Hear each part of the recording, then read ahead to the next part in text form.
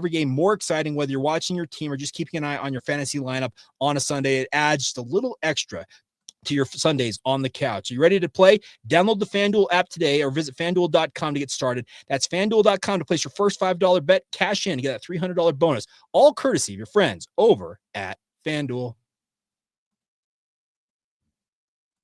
Thank you once again for making Locked On Cougars and Locked On Buffs your first listen of the day. Hope you all are doing fantastic out there. Jake Hatch, Kevin Borba, breaking things down. Now, Kevin, we are looking at this as a matchup between these two programs as two programs who coming into the season, probably didn't necessarily have aspirations of winning the Big 12. But you know what? It's still young enough on the season that they can harbor those ambitions, even if they maybe didn't say it out loud. Yeah, I think in the Big 12, the only for certainty we have right now is that Texas Tech is good. And is that shocking? They spent $28 million on their roster, possibly more. So that shouldn't shock anyone. I think after that, every other team is vulnerable. And I sort of, going back to my days with the Pac-12, that was sort of the conference's problem when it came to the bigger picture of things. But that's what makes it fun, right? That's what makes a team like Colorado, who they've already lost a game, they're still very much in the thick of it, right? They beat BYU, they beat whoever else. They are very much in the race. And so I think this game offers hope. I think this game offers, for Colorado, it offers a statement game. It could be a statement game, right? Because BYU, and I'll let Jake elaborate on this later, they haven't played anyone, right?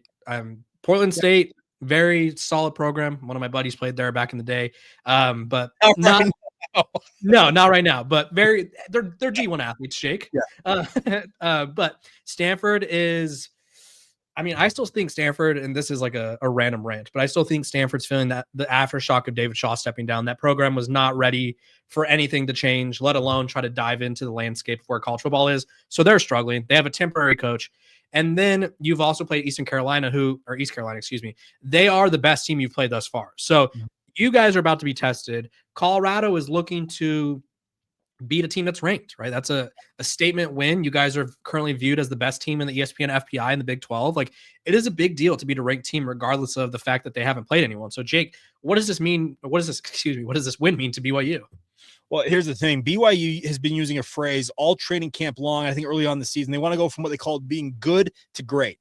They came so close to playing in the Big 12 title game last year. And had they not screwed it up against Kansas, or had they pulled off the comeback they were on against Arizona State, yeah, they're playing in Arlington. And trust me, Cougar fans, they haven't forgotten that. And I think the team hasn't forgotten it either, because they said they want to go from good to great. Well, what that means is they have aspirations of playing in the Big 12 title game this year and having that chance to go to the college football playoff. Well, step one in that direction, it's the Colorado Buffaloes. And Aaron Roderick, he was very clear. He said, this is going to be the best team we have played so far, when he talked to the media earlier this week, because he was adamant in saying that Colorado's got the best athletes. They've got, as he liked to say about Deion Sanders, he runs an old school football program who, if you let them beat you up, they're going to beat you up. And BYU, yeah, they had a really, really impressive win against Colorado in that Alamo Bowl, but they, I think, fully understand that that's a one-off in many respects. This is a whole different deal. You're going to Folsom. You're going to the home of the Colorado Buffaloes. It's going to be a hostile environment. And yes, yet again, it's a true freshman quarterback making his second career road start.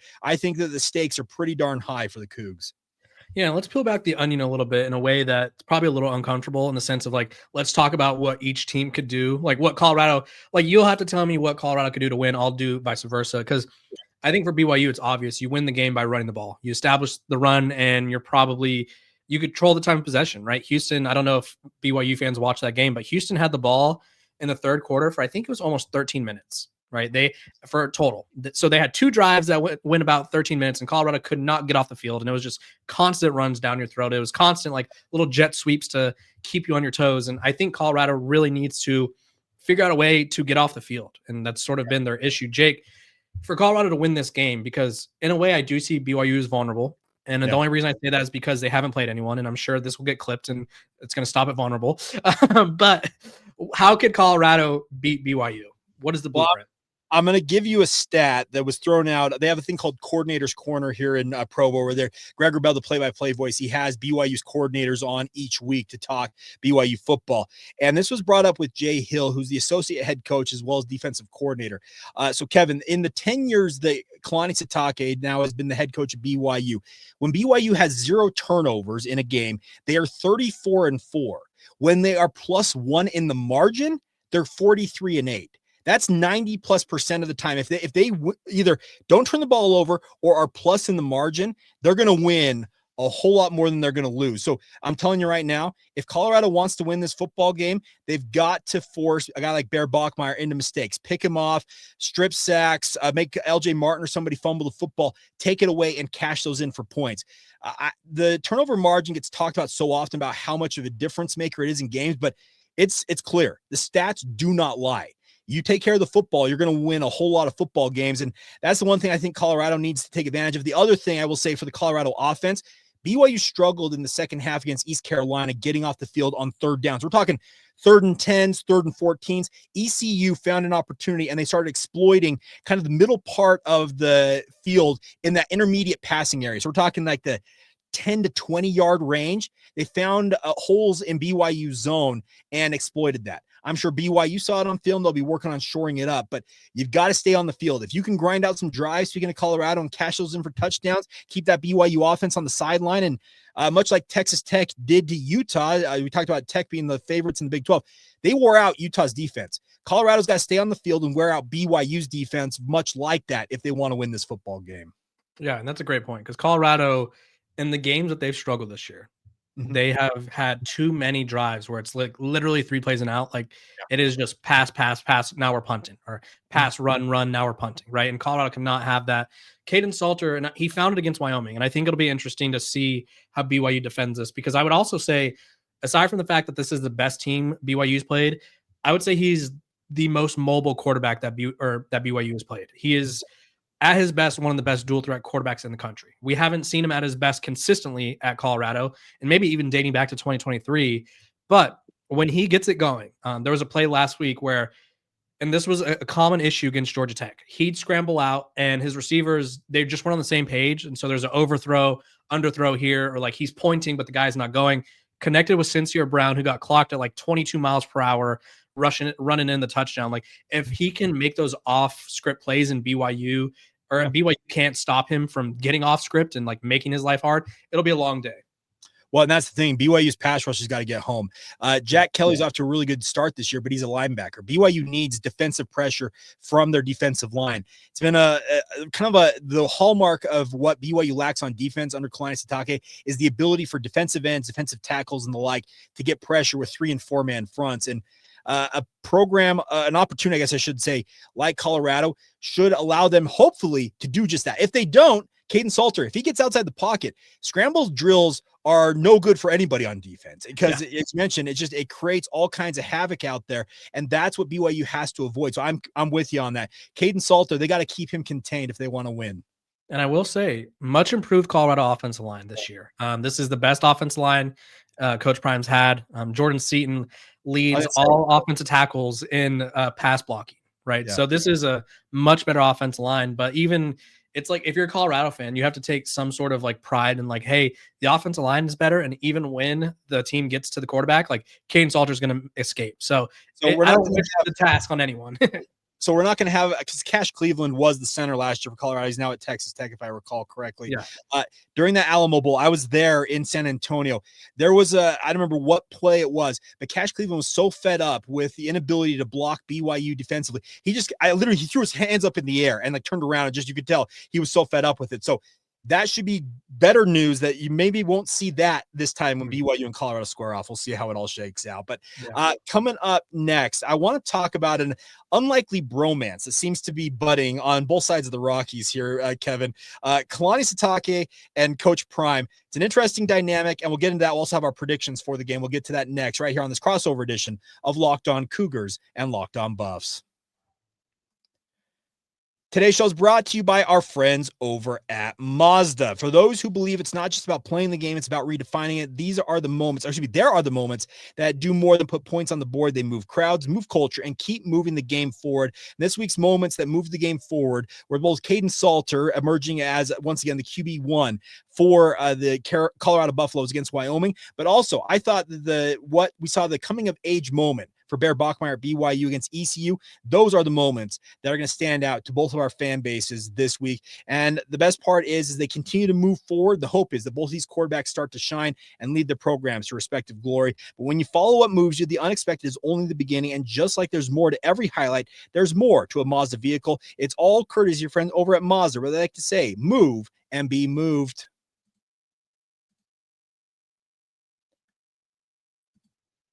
Locked On Cougars, a Locked On Buffs crossover here on the Locked On Podcast Network. Jake Hatch, Kevin Borba. All right, Kevin, I last year was at some of the press conferences in the lead up to the Alamo Bowl, and I was absolutely floored by how effusive in his praise Coach Prime was of Kalani Sitake. And then shortly thereafter, Kalani Sitake essentially reciprocated and said, I love Coach Prime. And speaking of Deion Sanders, and it's kind of funny to see this, I guess I'll call it a bromance emerging between these two Big 12 coaches. They're obviously going to be foes on the field on Saturday night, but there is no love lost between these two because they actually enjoy one another, it appears.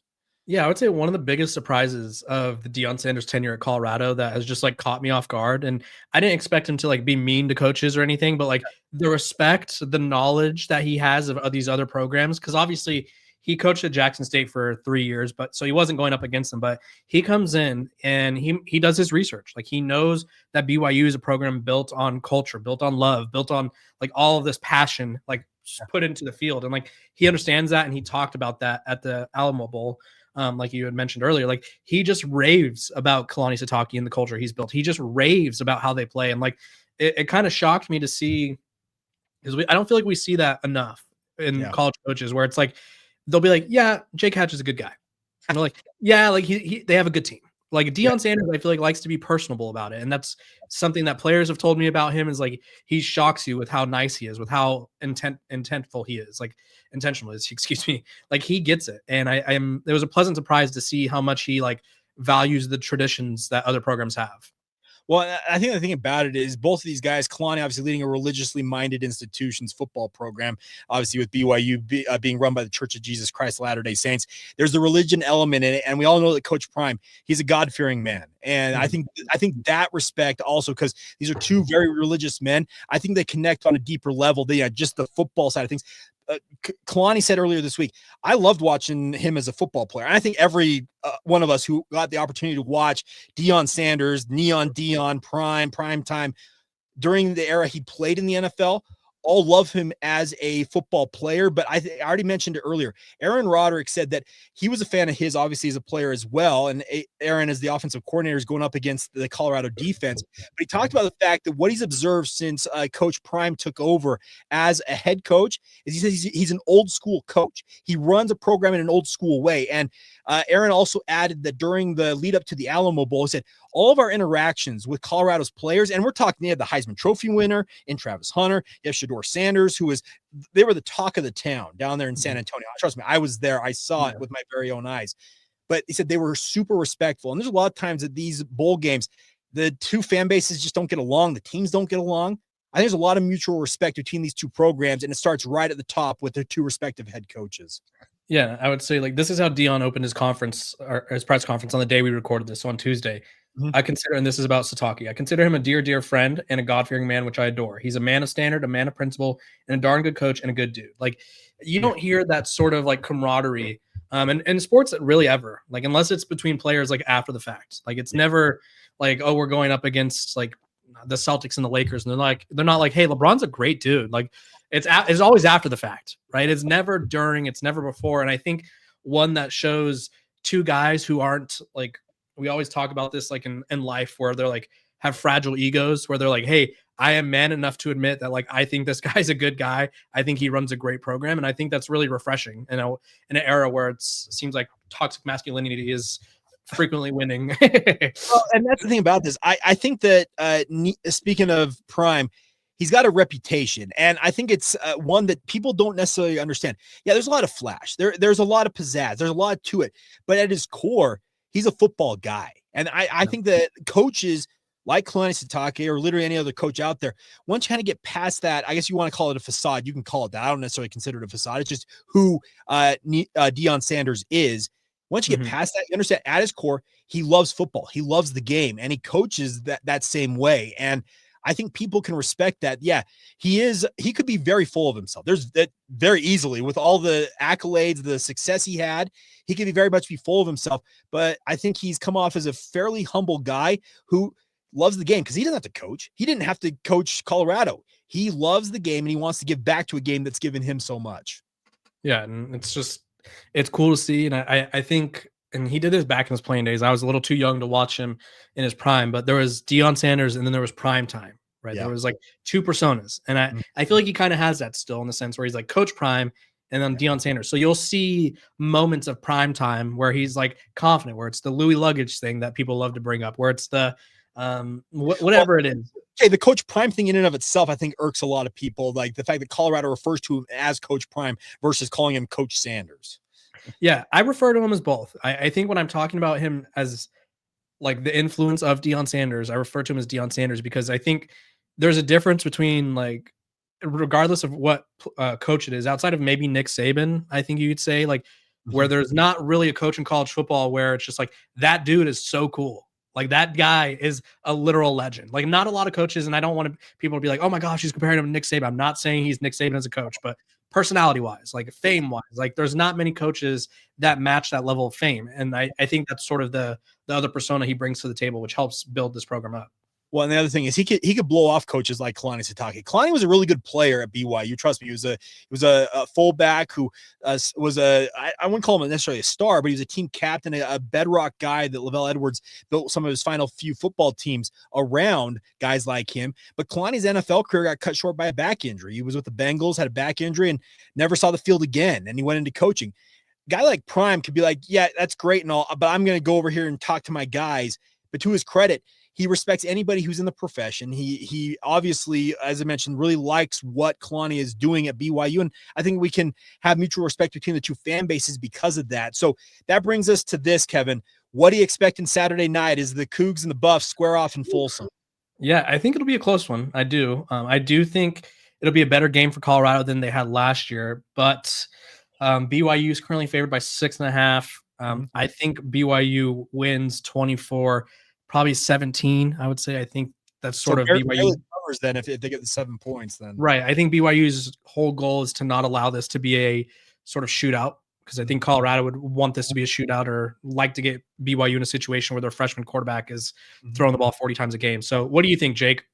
Well, and that's the thing. I'm fully expecting BYU's game plan to come in and say, all right, stop us. We're going to ground and pound you. We're going to do what essentially Georgia Tech and Houston did. Yeah. If you can't stop it, we'll jam it down your throat. We'll take maybe 6 possessions. We'll score at, I've got it 27-21 in favor of BYU, but it's going to be lower scoring because I think BYU is going to be methodical. They're going to be a little bit plotting.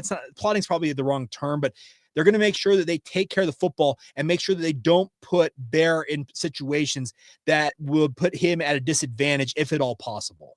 Yeah, if Colorado can't stop the run, it's going to be a long, long season, right? There's a lot of teams in the Big 12 that can run the ball, and until they show me that they could stop the run, I'm going to be not as confident. I do think they could win this game, though. Like, if you told me, hey, Colorado wins by like 10, 14 points, I'm like, okay, they figured out the run defense and the offense was clicking.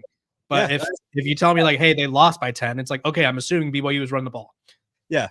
BYU is fully intent on letting LJ Martin and Sione Moa run roughshod in this game. And trust me, LJ had his best game of the season when they played in the Alamo Bowl because he was finally healthy. He dealt with numerous injuries last season, and they had a full month off leading up to the Alamo Bowl game. If you want to go back and watch what he can do against Colorado, watch that game because he was really good down there in the Alamo Dome. All right, Kevin, looking forward to this one. As always, good to catch up with you, my man. Where can my Cougar fans out there catch your work if they're interested? Yeah, over on Locked On Buffs every day. We're free and available wherever you get your podcast, just like they are over here at Locked On Cougs. We also do this cool thing with a former Colorado player who played for Deion during his first year. We do a film breakdown every week, so it's been really fun to sort of get another opinion or view on the X's and O's. And yeah, I'm also at Athlon Sports covering all things college football. Kevin's the man, a man of many talents and covering a lot of teams alongside it. But once again, if you're a Buffs fan that wants more BYU coverage, Locked On Cougars, just like Kevin said, available on YouTube or wherever you get your podcast. But as always, thank you to everybody for making these your first listen and or views of the day. And until next time, thanks for being everydayers right here on the Locked On Podcast Network.